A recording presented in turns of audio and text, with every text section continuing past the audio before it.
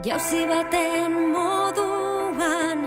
zeru kolorez, itxasoari begira,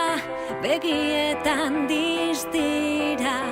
eskuetan kilimak denok batera, olatu gainean igerian goaz,